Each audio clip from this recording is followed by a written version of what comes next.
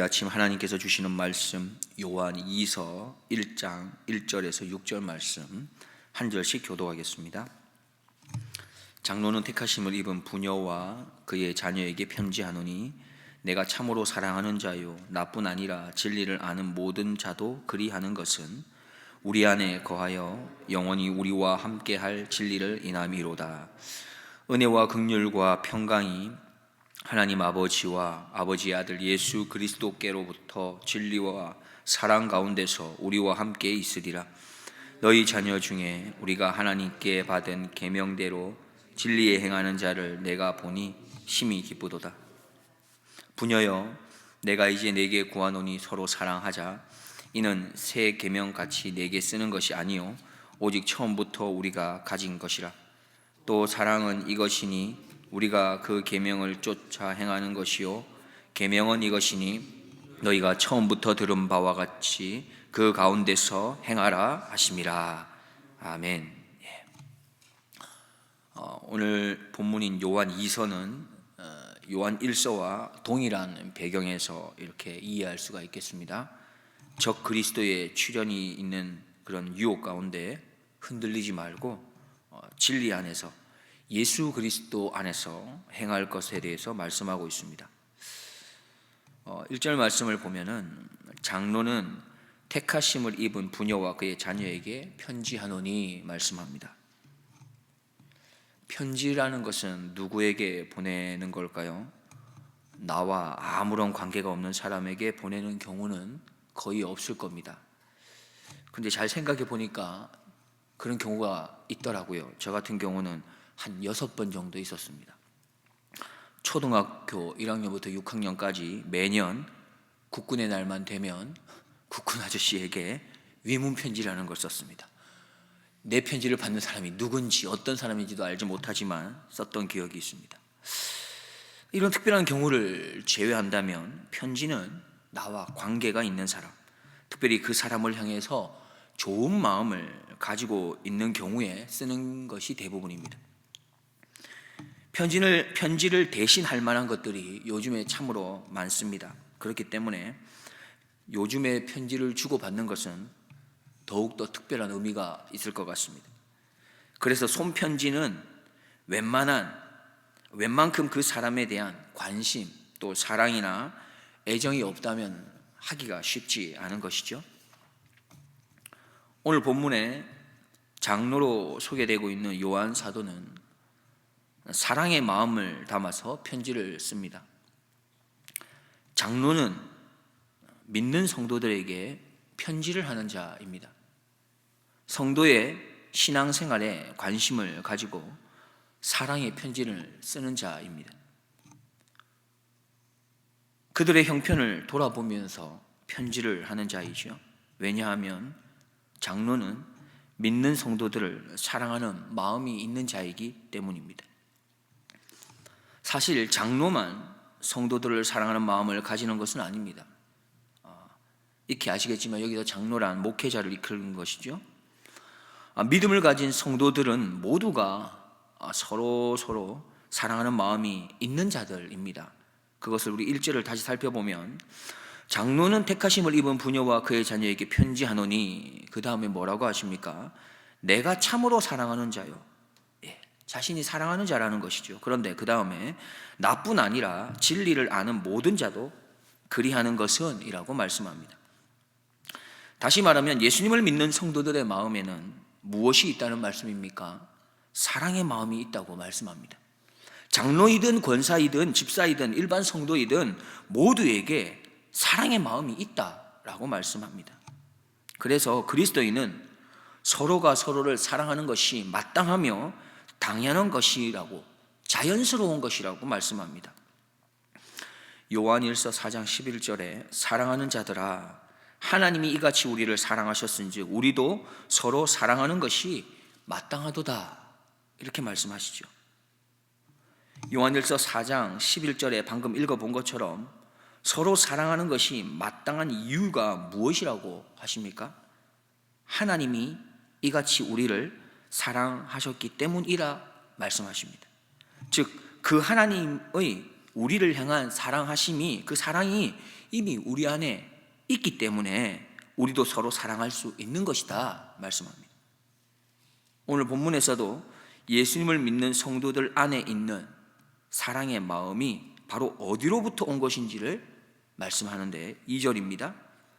우리 안에 거하여 영원히 우리와 함께할 진리를 인함이로다 말씀합니다. 우리가 서로 마땅히 사랑할 수 있는 것은 영원히 우리와 함께할 그 진리가 우리 안에 있기 때문이죠. 그 진리가 무엇입니까? 바로 예수 그리스도를 말씀합니다. 그래서 우리는 이렇게 말할 수 있습니다. 모든 그리스도인들은 서로가 서로를 사랑하는 사람들입니다. 왜냐하면 이미 각자의 마음에 영접한 그 사랑의 예수님이 함께 우리와 계시기 때문입니다. 우리가 하는 마땅한 사랑은 바로 내 안에 계신 예수님의 사랑입니다. 예수님의 사랑으로 우리는 사랑할 수 있는 것입니다. 그리고 그 예수님의 사랑 안에 함께하고 있는 풍성한 것들이 있다고 말씀하는데 그 풍성한 것들이 바로 은혜와 긍휼과 평강입니다. 3절 말씀을 보면 은혜와 긍휼과 평강이 하나님 아버지와 아버지의 아들 예수 그리스도께로부터 진리와 사랑 가운데서 우리와 함께 있으리라 말씀합니다. 이러한 은혜와 긍휼은 예수님을 나의 구주로, 나의 하나님으로 마음에 모신 언약의 백성들을 향한 그 하나님의 신실하심과 사랑으로 주어지는 것입니다. 그리고 평화는 하나님과 나와의 관계의 회복, 샬롬의 회복을 의미하는 것이죠. 즉 예수님을 마음에 모신 성도들에게는 하나님께서 날마다 은혜의 빛을 비추어 주신다는 겁니다. 날마다 용서의 빛을 비추어 주신다는 것이죠. 날마다 마음에 샬롬, 평안함과 참된 쉼으로 인도해 주신다는 것입니다. 이것이 예수님을 모신 그리스도인에게 허락하신 하나님의 은혜와 사랑인 것입니다. 마태복음 11장 28절 수고하고 무거운 짐 진다 하더라 다 내게로 오라 내가 너희를 쉬게 하리라 말씀하셨습니다. 우리는 예수님을 믿는 자입니다. 즉 우리는 언약의 백성이며 하나님의 자녀입니다. 그래서 우리에게는 날마다 하나님의 은혜의 빛이 비춰집니다. 긍휼의 아버지께서는 언제라도 우리를 용서하시기 위해 우리가 우리의 허물과 죄를 뉘우치고 회개하여 돌아오기를 기다리고 계신 것입니다. 무엇보다도 이 땅은 영적 전쟁으로 소란하고 악한 영들이 우는 사자와 같이 두루다니며 삼킬 자를 찾고 있지만 그 가운데서라도 하늘의 평안과 안식과 쉼, 참된 샬롬을 우리에게 주시기 위해서 날마다 우리를 찾아오셔서 우리를 예배의 자리로 부르시고 찬양의 자리와 기도의 자리, 깊은 만남의 묵상의 자리와 큐티의 자리로 우리를 부르시는 것입니다. 우리는 기억해야겠습니다. 우리는 주님의 사랑 안에 거하는 자입니다. 하나님의 주시는 그 풍성한 은혜들을 누릴 만한 자격이 있는 자들인 것입니다. 오늘부터라도 한 걸음 더 성숙한 하나님의 자녀로 살아보지 않으시겠습니까? 오늘부터 한 걸음만 더 깊은 하나님의 은혜와 긍휼과 평강을 맛보면서 살아보시지 않겠습니까? 오늘 다시 한번 결단해 봅시다. 우리의 모든 수고와 모든 무거운 짐을 다 주님 앞에 내려놓고 참된 안식과 쉼을 맛보기로 그렇게 결단해 봅시다. 마지막 4절부터 6절 말씀을 보면 너희 자녀 중에 우리가 아버지께 받은 계명대로 진리에 행하는 자를 내가 보니 심히 기쁘도다. 부녀여 내가 이제 네게 구하노니 서로 사랑하자. 이는 새 계명 같이 내게 쓰는 것이 아니요 오직 처음부터 우리가 가진 것이라. 또 사랑은 이것이니 우리가 그 계명을 조차 행하는 것이요 계명은 이것이니 너희가 처음부터 들은 바와 같이 그 가운데서 행하라 하심이라 했습니다. 4절에 보면 너희 자녀 중에 라고 시작합니다. 무슨 말씀입니까? 이 말씀은 모든 성도들이 계명을 잘 지킨 것은 아님을 말하는 것입니다. 너희 자녀들 중에, 믿음의 백성들 중에라는 것이죠. 예수님을 믿는 사람들 중에서 모두는 아니지만 하나님의 계명대로 순종하여 진리 안에 행하는 자들로 인해서 내가 심히 기쁘다라고 말씀합니다. 그런데 곧 이어서 바로 5절 말씀을 보면은 내가 이제 내게 구하노니 서로 사랑하라 라고 권면하고 있습니다. 그리고 그 사랑이 무엇인지를 6절에서 말씀하는데 그 사랑이 바로 계명을 지키는 거다, 계명을 좇는 거다 말씀합니다. 그러면 4절에서 6절 말씀을 볼 때에 지금 요한 사도는 성도들을 향해서 계명을 잘 지켰다고 말하는 것일까요? 아니면 계명을 잘 안 지켰으니까 계명, 서로 사랑하는 것을 잘 지키라는 말입니까? 이 두 가지를 같이 쓰고 있습니다. 분명 4절에서 계명대로 순종해서 기뻤다라고 말한 후에 즉시 5, 6절에서 서로 사랑하라 하면서 또 계명을 잘 지킬 것을 고면하는 것이죠. 즉 4절부터 6절의 말씀은 계명을 잘 지키는 사람을 향해서는 칭찬과 격려를 하라는 말씀이며, 반대로 그렇지 않은 자들에게는 계명을 잘 지킬 것을 당부하고 권면하라는 말씀으로 볼 수 있습니다. 예수님의 진리 안에 거하는 성도라 할지라도, 내 안에 예수 그리스도가 계신다 할지라도 우리가 늘 항상 사랑 안에서 서로 사랑하라는 계명을 잘 지키는 것만은 아닐 것입니다.